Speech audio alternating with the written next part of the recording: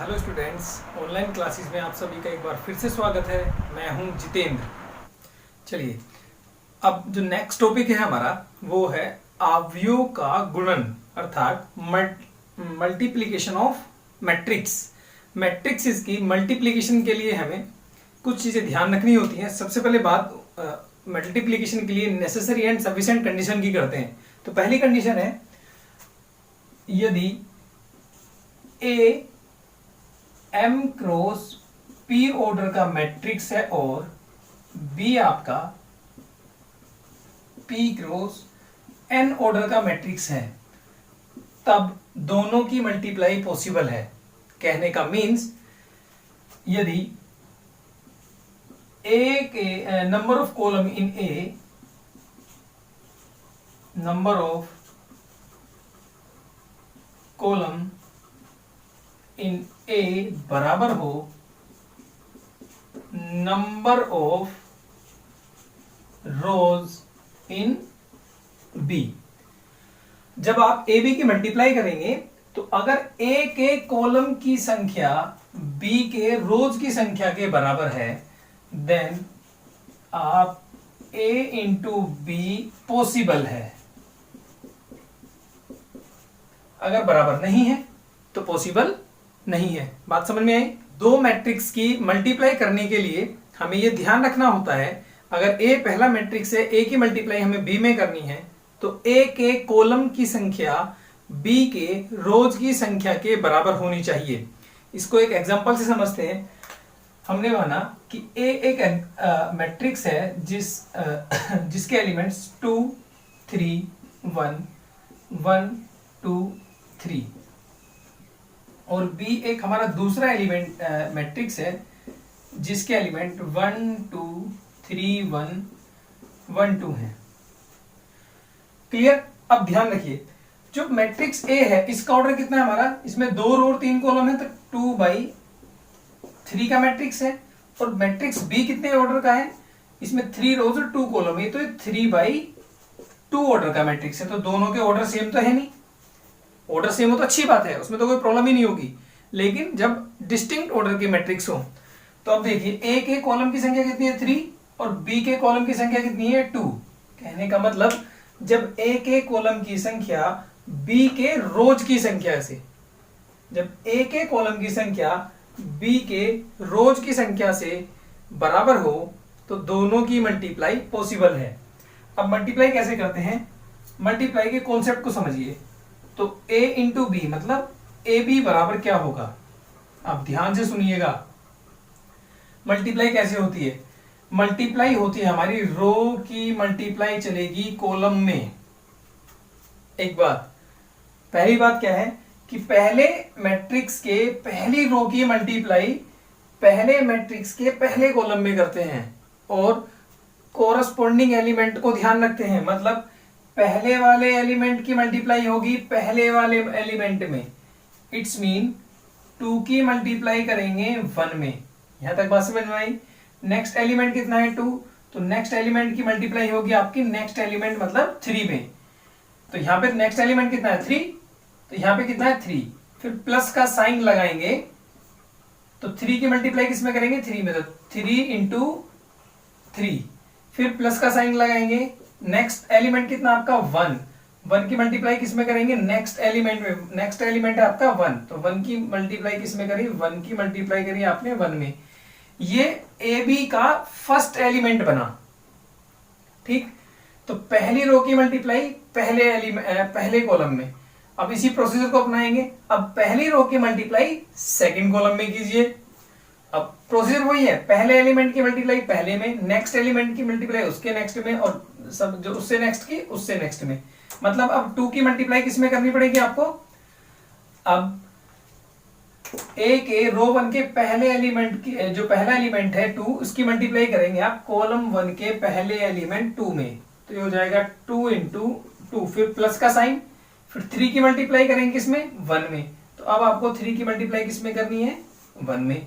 3 की मल्टीप्लाई 1 में कीजिए, तो 3 इंटू 1, फिर प्लस।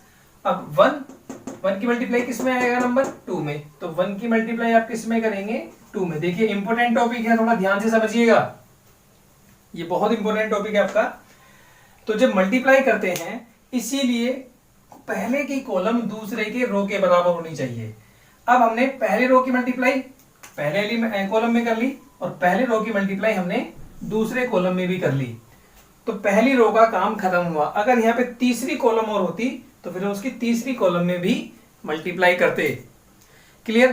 पहली रो की दोनों कॉलम में मल्टीप्लाई होगी, अब पहली रो का काम होता है खत्म। अब यही काम हम सेकंड रो के लिए करेंगे। सेकंड रो की मल्टीप्लाई एक बार कॉलम 1 में करेंगे, एक बार कॉलम सेकंड में करेंगे। तो जो सेकंड रो है उसका पहला एलिमेंट कितना है 1, 1 की मल्टीप्लाई पहले किस में करेंगे, कॉलम 1 के पहले एलिमेंट 1 में, तो 1 इंटू 1, फिर प्लस का साइन प्लस, फिर नेक्स्ट एलिमेंट कितना आएगा आपका 2, 2 की मल्टीप्लाई किस में करेंगे 3 में, तो 2 इंटू 3, फिर प्लस का साइन, लास्ट एलिमेंट कितना है 3 और कॉलम 1 का लास्ट एलिमेंट कितना है 1, तो 3 की मल्टीप्लाई किस में की जाएगी 3 इंटू 1। क्लियर? तो पहली रो की पहले कॉलम में मल्टीप्लाई हो गई, इसका काम खत्म हुआ। अब पहली रो की मल्टीप्लाई सेकंड कॉलम में कीजिए, तो जो सेकंड रो है उसकी मल्टीप्लाई अब आपको सेकंड कॉलम में करनी है। सेकंड रो का फर्स्ट एलिमेंट कितना है 1, 1 की मल्टीप्लाई किस में करेंगे आप 2 में, तो 1 इंटू 2। सेकंड एलिमेंट कितना है सेकंड रो का 2, यहाँ पे सेकंड कॉलम का सेकंड एलिमेंट कितना है 1, तो plus 2 into 1। Next last element कितना है सेकंड रो का 3 और यहाँ पे थर्ड कॉलम जो सेकंड रो कॉलम का थर्ड एलिमेंट कितना है 3, तो 3 की मल्टीप्लाई किस में करेंगे 2 में, सॉरी 2 है, 3 की मल्टीप्लाई किस में करेंगे 2 में, प्लस का साइन और 3 की मल्टीप्लाई करेंगे आप 2 में। ठीक है? तो हमने पहली रो की मल्टीप्लाई एक बार इस कॉलम में की तो ये आया, पहली रो की मल्टीप्लाई दूसरे कॉलम में ये आया, फिर दूसरे रो की मल्टीप्लाई पहले कॉलम में आई की तो ये आया, और दूसरे रो की मल्टीप्लाई दूसरे कॉलम में की तो हमने ये मिला हमें।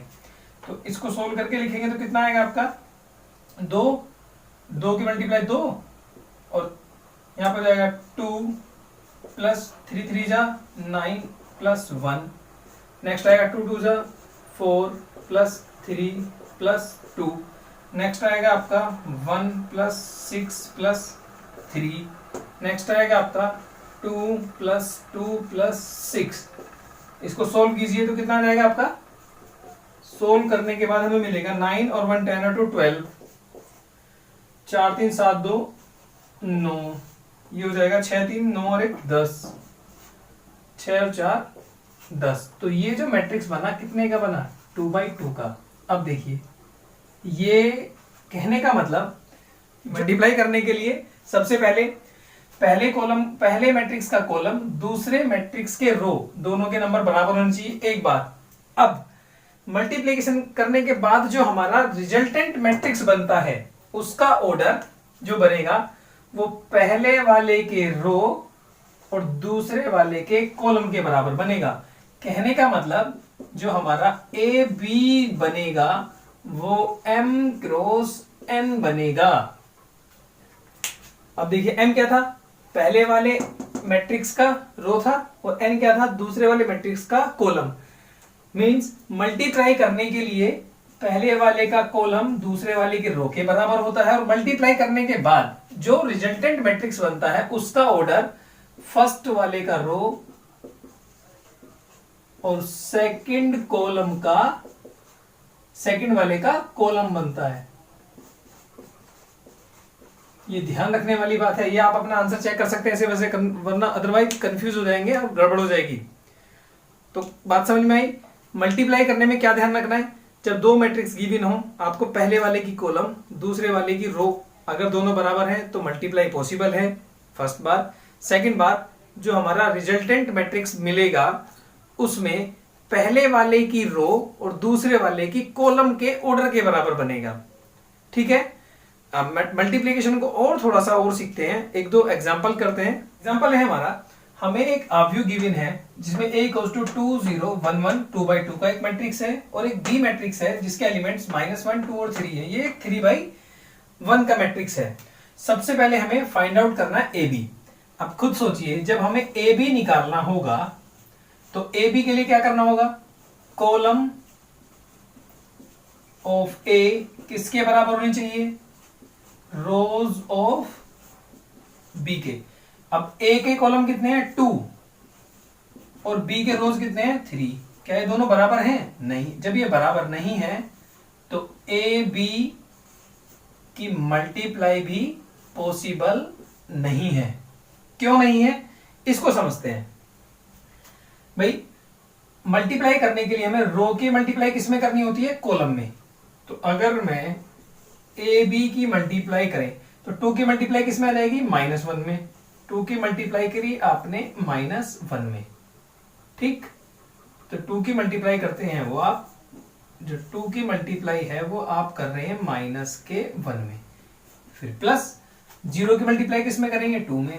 0 की मल्टीप्लाई करेंगे 2 में, फिर प्लस। अब 3 की मल्टीप्लाई के लिए तो कोई एलिमेंट्स ही नहीं बचा भाई। इधर रो 1 में एक एलिमेंट और होता देन हम 3 में मल्टीप्लाई करते। बात आ रही है समझ में? भाई 3 यहां पर बिना मल्टीप्लाई के एक एलिमेंट बच गया, और ऐसा कोई रूल ही नहीं है कि आप मल्टीप्लाई करें और कोई एलिमेंट बच जाए। क्लियर? जो मैं बात समझाना चाह रहा हूं वो आपको समझ में आ रहा है? तो क्वेश्चन क्या है, इसीलिए सबसे पहले हमें चेक करना होता है कि ए के कॉलम बी की रो के बराबर है या नहीं है। क्योंकि ए में 2 कॉलम है और बी में 3 रोज हैं, इसीलिए ए बी की मल्टीप्लाई पॉसिबल नहीं है। क्लियर?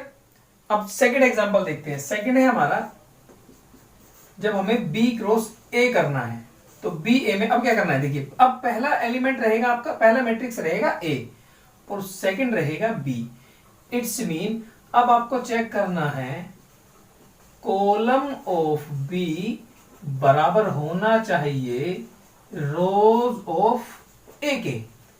भाई पहला कॉलम को, पहला मैट्रिक्स किसको माना जाएगा? जो पहले लिखा होगा। ये दूसरा मैट्रिक्स का रोल प्ले करेगा। अब पहला मैट्रिक्स जब बी है तो अब आप बी का कॉलम देखेंगे ना, और रो किसका देखेंगे? ए का। अब बी का कॉलम देखिए, बी कितने कॉलम का था? 1 का। तो 1 और ए का रो कितना है? 2। तो क्या 1 कभी 2 के बराबर होता है? नहीं। जब बराबर नहीं होता तो इसलिए B A is not possible, मतलब बी ए की मल्टीप्लाई भी पॉसिबल नहीं है। बात आ गई समझ में? तो मल्टीप्लाई के लिए हमें ऑर्डर में यह देखना होता है कि पहले वाले मैट्रिक्स का कॉलम दूसरे वाले मैट्रिक्स के रो के बराबर होना चाहिए। क्लियर? और सेकंड बात क्या है इसमें, जो सेकंड नोट है इसका वो ये है, जो आपका रिजल्टेंट मैट्रिक्स बनता है आफ्टर मल्टीप्लीकेशन करने के बाद जो मैट्रिक्स बनता है वो पहले वाले की रो इनटू सेकंड वाले के कॉलम के ऑर्डर के बराबर बनता है। क्लियर? चलिए एक नेक्स्ट एग्जांपल देखते हैं जिसमें मैट्रिक्स ए के एलिमेंट्स है 2 0 0 2, मतलब ए आपका एक 2x2 का मैट्रिक्स है। ए आपका एक 2x2 का मैट्रिक्स है और बी आपका एक 2x2 का मैट्रिक्स है। क्लियर? देन आपको फाइंड करना है ए बी एंड बी ए, और चेक करना है कि क्या ए बी बराबर बी ए के है या नहीं, ये आपको चेकआउट करना है। ठीक है? अब सबसे पहले दोनों मैट्रिक्स सेम ऑर्डर के हैं तो मल्टीप्लीकेशन तो पॉसिबल है। जब सेम ऑर्डर रहेगा इट्स मीन पहले का कॉलम दूसरे वाले के रो के बराबर रहेगा। ऑर्डर सेम है तो प्रॉब्लम ही नहीं आएगी। तो सबसे पहले निकाल फाइंड आउट करते हैं ए और ए इंटू बी को। अब मल्टीप्लीकेशन का प्रोसीजर, पहले वाले की रो की मल्टीप्लाई दूसरे वाले के कॉलम में करेंगे।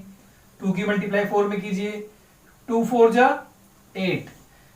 क्लियर? फिर प्लस नेक्स्ट एलिमेंट की नेक्स्ट एलिमेंट में, रो के नेक्स्ट एलिमेंट की कॉलम के नेक्स्ट एलिमेंट में, 0 के 0 में करेंगे तो आपका आएगा 0। पहली रो का पहली कॉलम से मल्टीप्लाई खत्म। अब पहली रो की मल्टीप्लाई किस में करेंगे? सेकंड कॉलम में। 2 की मल्टीप्लाई 0 में कीजिए, 2 0 0 प्लस 0 की मल्टीप्लाई -1 में कीजिए, 0 की मल्टीप्लाई किसी में भी करेंगे तो 0 बन जाएगा। ठीक है? अब पहली रो की मल्टीप्लाई पहले कॉलम में भी होगी, दूसरे कॉलम में भी। अब दूसरी रो की मल्टीप्लाई पहले कॉलम में भी कीजिए और दूसरे कॉलम में भी। जब दूसरी रो के पहले एलिमेंट की मल्टीप्लाई कॉलम के पहले एलिमेंट में करेंगे, 0 की 4 में करेंगे तो मल्टीप्लाई कितना आएगा? 0, फिर प्लस का साइन। 3 की 0 में करेंगे तो प्लस का 0। अब दूसरी रो की मल्टीप्लाई दूसरे कॉलम में 0 की 0 में मल्टीप्लाई करेंगे 0 प्लस 3 की -1 में करेंगे तो माइनस का 3। क्लियर? अब इसको और सोल्व करके लिख दीजिए, कितना आ जाएगा? 8 0 0 और माइनस का 3। ये देखिए 2/2 का आया। 2/2 पहले का रो दूसरे का कॉलम। ठीक है, अब क्या निकालना है आपको, बी ए। नाउ बी ए फाइंड आउट करना है, तो बी ए लिख लीजिए एक बार, आपको कंफ्यूजन नहीं रहेगा। तो 4 0 0 -1 की मल्टीप्लाई किसमें करनी है आपको, 2 0 0 3 में। तो प्रोसीजर वही, पहले वाले की रो दूसरे वाले का कॉलम। तो मल्टीप्लाई करेंगे तो पहले एलिमेंट्स की मल्टीप्लाई किसमें करेंगे, 2 में। तो 2 4 जा 8, फिर प्लस 0 की मल्टीप्लाई 0 में 0। पहले रो की पहले कॉलम में मल्टीप्लाई हो गई। अब पहली रो की मल्टीप्लाई किसमें करेंगे, सेकंड कॉलम में। 2 की 4 की 0 मल्टीप्लाई करेंगे 0, और 0 की 3 में करेंगे तो फिर से 0। पहली रो की मल्टीप्लाई का काम कंप्लीट। अब सेकंड रो की मल्टीप्लाई किसमें करेंगे, कॉलम फर्स्ट में। 0 की मल्टीप्लाई 2 में करेंगे तो आएगा 0, प्लस 0 की 0 में करेंगे तो 0। अब पहली रो की मल्टीप्लाई सेकंड कॉलम में, 0 की मल्टीप्लाई 0 में 0, और -1 की मल्टीप्लाई 3 में तो माइनस का 3। इसको सोल्व कीजिए तो कितना आ जाएगा आपका 8 0 0 और माइनस का 3। तो ये आया आपका बी ए, मतलब 2 अक्षर पड़े वो भी उल्टे, बी ए। ठीक है, और ये आया आपका ए बी। ठीक, अब चेक कीजिए क्या ए बी बराबर बी ए के है, नहीं है। यस भाई, ए बी का फर्स्ट एलिमेंट 8, बी ए का फर्स्ट एलिमेंट 8, ए बी का फर्स्ट एलिमेंट सेकंड एलिमेंट 0, ये भी A2 0, ए बी का A21 0, बी ए का A21 0, ए बी का A22 0, बी ए का A22 0। कहने का मतलब, इसलिए आप कह सकते हैं कि ए बी किसके बराबर है, बी ए के। ये आपने चेक भी कर लिया और हमने मल्टीप्लाई भी कंफर्म की। ठीक है, बात समझ में आई। चलिए मल्टीप्लिकेशन का एक और एग्जांपल देखते हैं। एग्जांपल है हमारा जिसमें एक मैट्रिक्स गिवन है A इक्वल्स टू 3 0 0 3 2/2 का मैट्रिक्स, और I हमारा आइडेंटिटी मैट्रिक्स होता है 1 0 0 1, ये भी 2/2 का मैट्रिक्स है। इनकी हेल्प से वेरीफाई करना है हमें a² - 2a - 3i equals to O। O यहाँ पर हमारा कौन सा मैट्रिक्स है, O से किसको, कौन से मैट्रिक्स को रिप्रेजेंट करते हैं हम लोग, जीरो मैट्रिक्स को। कहने का मतलब लेफ्ट हैंड साइड बराबर सोल्व करने के बाद हमारा जीरो मैट्रिक्स बनना चाहिए। ठीक है, तो सबसे पहले हम निकालते हैं a स्क्वायर। a का स्क्वायर ऐसे नहीं कि 3 का स्क्वायर कर दो 9, और 0 का स्क्वायर ऐसे नहीं होता। मतलब a स्क्वायर का मीनिंग हुआ a इंटू a, मतलब a की a में मल्टीप्लाई। तो a की a में मल्टीप्लाई कीजिए 3 0 0 3। अब इसकी मल्टीप्लाई इसमें कीजिए 3 0 0 3 में। ठीक है, अब 3 की मल्टीप्लाई किसमें करेंगे आप, 3 3 जा 9, फिर प्लस 0 की मल्टीप्लाई 0 में। नेक्स्ट 3 की मल्टीप्लाई किसमें करेंगे, 0 में, और इस 0 किसमें करेंगे, 3 में, तो प्लस का 0। ये पहली रो की फर्स्ट कॉलम और सेकंड कॉलम दोनों मल्टीप्लाई हो गई। अब सेकंड रो की फर्स्ट कॉलम में कीजिए 0 की 3 में 0, और 3 की 0 में 0। अब फर्स्ट सेकंड रो की सेकंड कॉलम में कीजिए 0 की 0 में 0, और प्लस 3 की 3 में 9। तो कितना आ गया आपका, ये आ गया 9 0 0 9। देखिए ये तो लकली आपका मतलब वही आ गया जो इसका अगर डायरेक्ट स्क्वायर करें। जरूरी नहीं है कि हर बार डायरेक्ट स्क्वायर वाला आपका लक सही बैठे, तो इसलिए multiply according to the rule करनी है, तुक्के नहीं लगाने। पता लगा तुक्के लगाने चलेंगे कि डायरेक्ट स्क्वायर कर दो तो वही आता है, नहीं ऐसा कुछ नहीं है। अगर यहाँ पे हमारे एलिमेंट्स चेंज हो जाएंगे तो कुछ और हो जाएगा, फिर गड़बड़ हो जाएगी। तो ध्यान रखिए, हमेशा रूल फॉलो कीजिए। तो ए स्क्वायर के लिए ए की ए में मल्टीप्लाई करनी है एक बार। सेकंड और क्या चाहिए हमें, 2a चाहिए। तो अब आप 2a की 2 इंटू ए, तो 2a, 2 की मल्टीप्लाई किस में करेंगे, a में, तो 3 0 0 3।